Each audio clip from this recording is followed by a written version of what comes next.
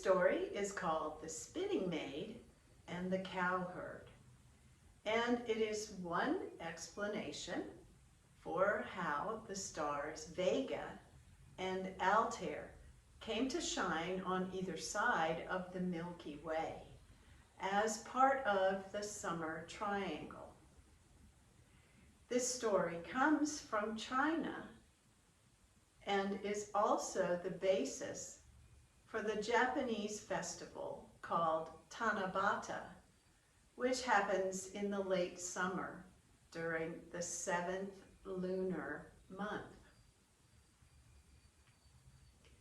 Long ago in China, there lived a poor cowherd who took particularly good care of the water buffalo who helped him plow the fields and plant the tender rice shoots and harvest the crop.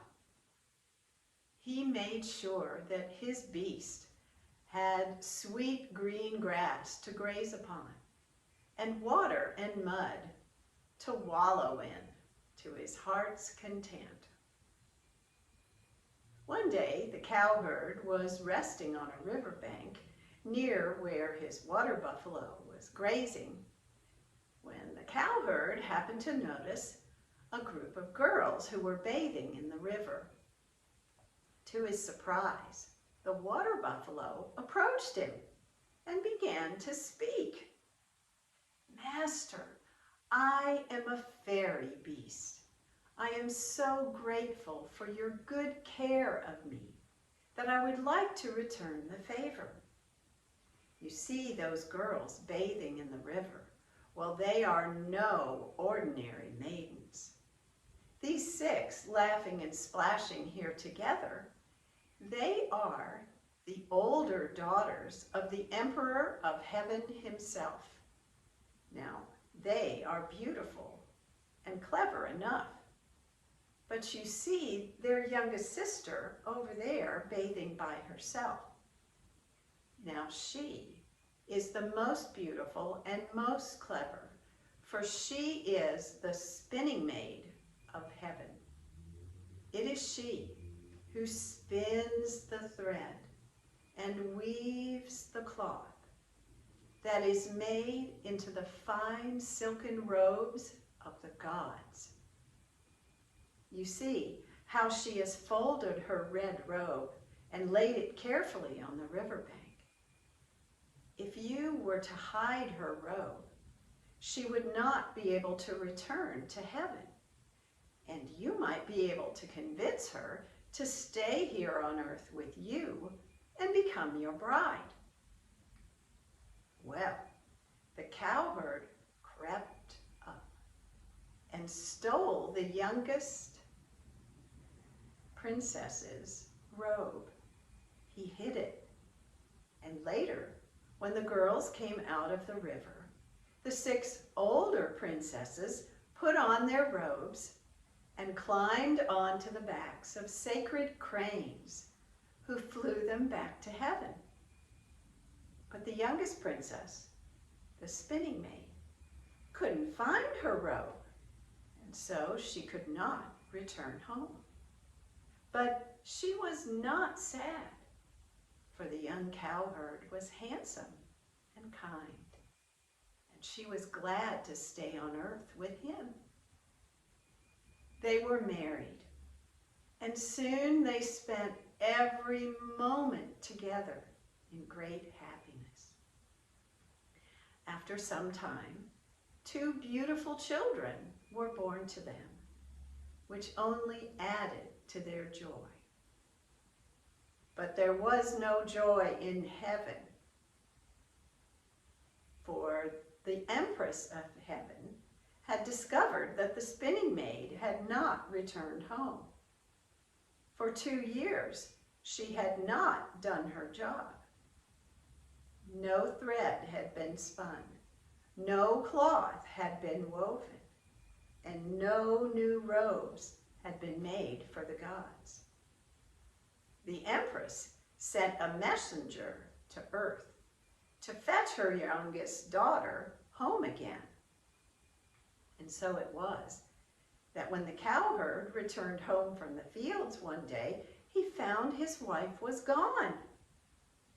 Well, he moaned and he cried, and he told his water buffalo of his sorrow. And once again, the beast spoke to him.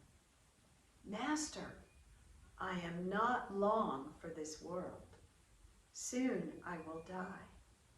And if you wrap yourself in my hide, I will carry you up to heaven, where you may be reunited with your dear wife."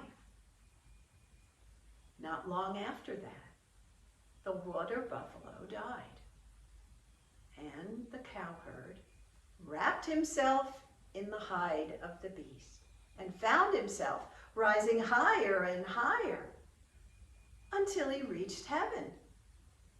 There he was reunited with his wife, and once again they spent every moment together in great happiness. Once again, the spinning maid did not do her job. No thread was spun, no cloth was woven, and no new robes were made for the gods. The empress was furious.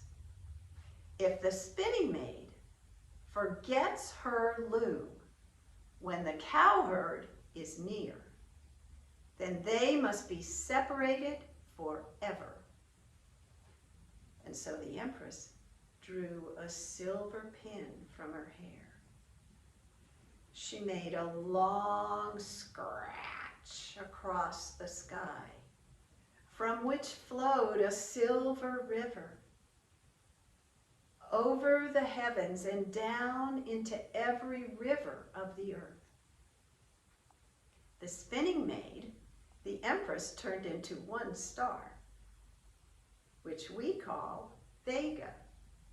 She placed it on one side of the silver river, which we call the Milky Way. The cowherd she turned into another star and placed it on the other side of the silver river. We call this star Altair. Now, once again, the spinning maid and the cowherd were separated.